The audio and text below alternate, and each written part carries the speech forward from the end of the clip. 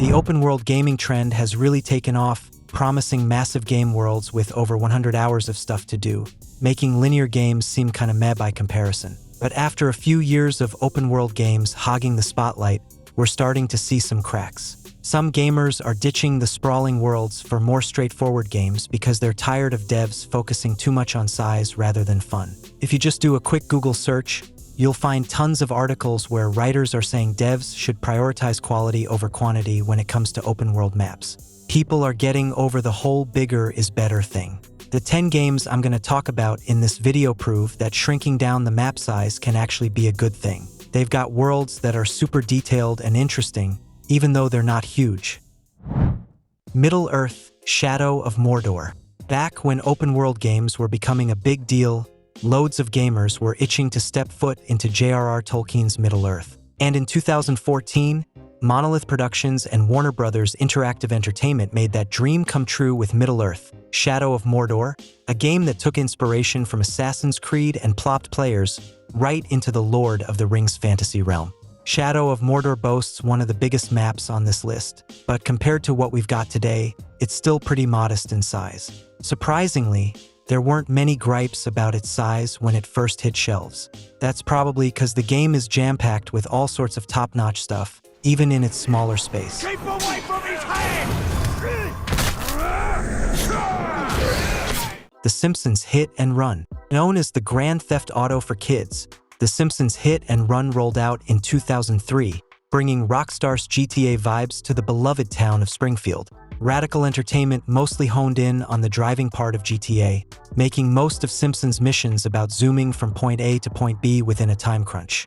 Sure, the mission variety might be a bit lacking, but cruising around the various Springfield maps is just pure fun. People have been clamoring for a remastered or even a remake of the game for more than 10 years now, but unfortunately, there's been no word on that front yet.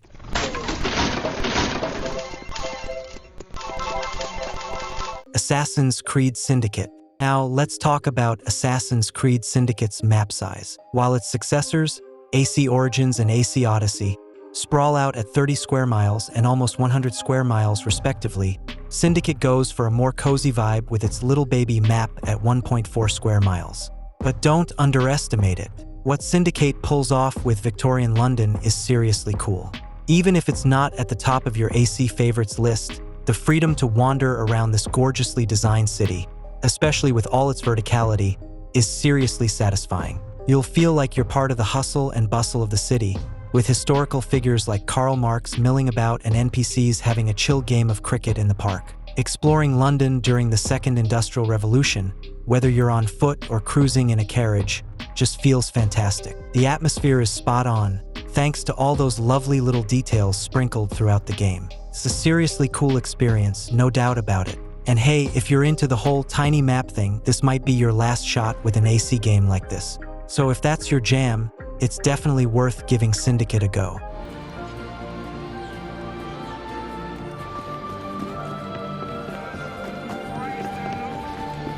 Bully. Now, let's talk about a game that can be called GTA School or GTA Kids, Rockstar's title Bully, which hit the scene back in 2006 and is still considered one of the company's best releases, despite its rough edges.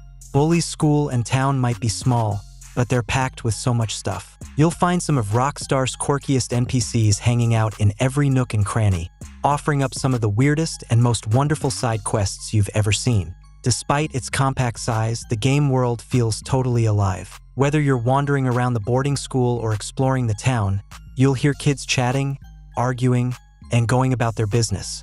They even change up their routines based on the time of day. You've got tons of freedom to interact with the world however you want, but the world also reacts to you in a logical way. Skip class and you'll get in trouble, and yeah, the school closes at the end of the day. The music's killer. There's always something cool to see or do, and because everything's packed into such a small space, it never feels like there's any filler. It's like a little gem of a game. Stop, you'll make me actually. The Yakuza series. With the Yakuza series hitting Game Pass, Sega's finally getting the recognition it deserves for being a big player in the small open-world scene. Sega's tackled the series' small map size by packing it with tons of stuff to do. Sure, the world might not be huge, but you can hit up shops, bowl a few rounds, play darts, race pocket circuits, belt out karaoke tunes, hit the dance floor at clubs, and a whole bunch more. Plus, the game throws in some quirky side quests to keep things lighthearted. Now, it might seem odd to use the same map over and over in a series, but Yakuza ain't your average series, and Kamurocho ain't your average city. It's this exciting, mysterious, unpredictable, yet strangely familiar place, packed with restaurants you can chow down in, NPCs with missions for you, and big stories about a city tearing itself apart. Kamurocho's got something special going on.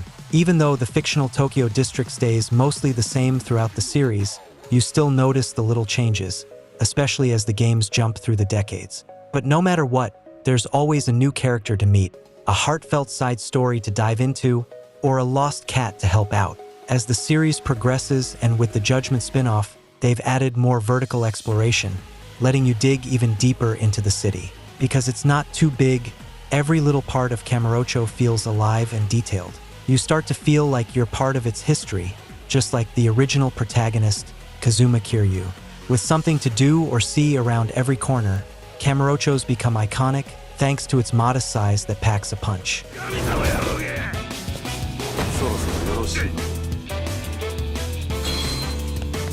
Batman, Arkham City.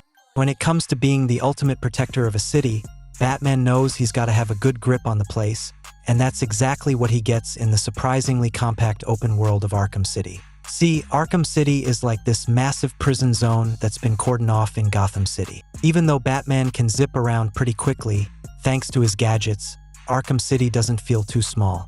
That's because there's always something cool to check out or a villain to put in their place. Whether you're hunting down Riddler trophies or busting heads, the world's just begging to be explored. And you can tell that every little detail has been crafted with care. Sure, it might be bigger than Arkham Asylum, its predecessor, which could easily make this list too, but it still feels packed with stuff to do and places to conquer. It's not easy to create an open world that truly makes you feel like the world's greatest detective.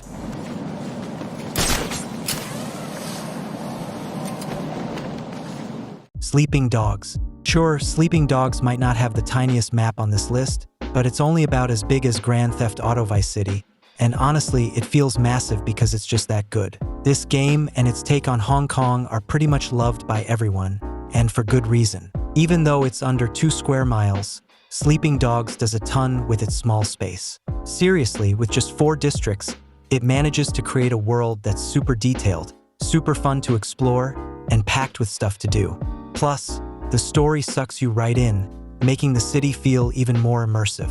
The devs really went all out to capture the essence of Hong Kong, and it paid off big time. Reviewers couldn't stop praising how authentic and charming the city felt. Every street feels alive, the vibe is spot on, and it's the perfect backdrop for Shin's journey.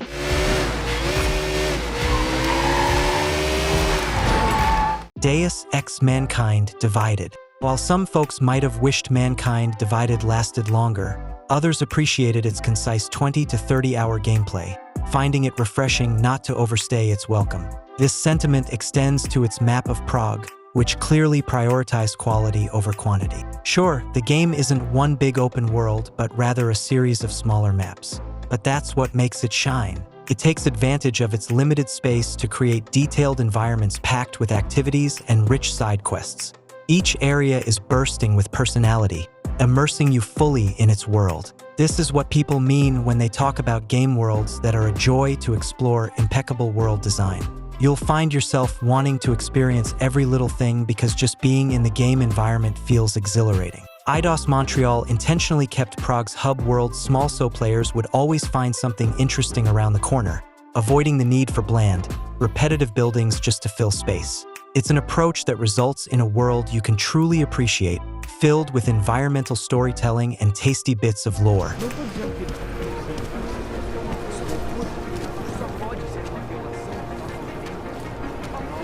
Mafia 2.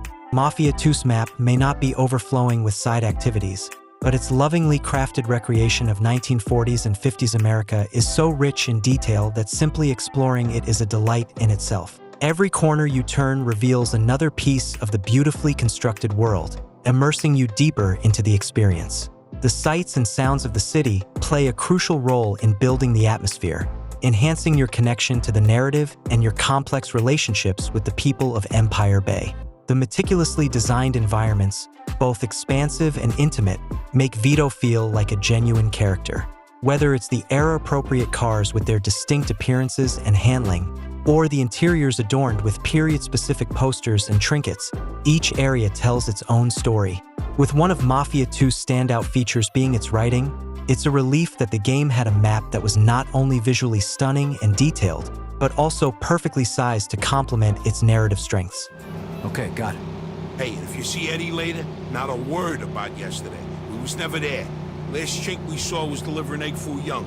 You get it? Dishonored series. In the Dishonored series, spanning 2 main games and their DLCs, you're thrown into enclosed levels without a roadmap on how to reach your objective. Each area offers multiple entry points and infiltration methods, encouraging exploration and creativity. You'll find unique details tucked away in every corner, adding depth to the world. The games emphasize player choice, allowing you to approach situations as a violent force or a stealthy ghost. It's like an open-world experience in the sense that you can tackle levels in your own way, but it's contained within smallish arenas of play. This setup gives you the freedom to experiment and adapt your playstyle to each situation, making every playthrough feel fresh and dynamic.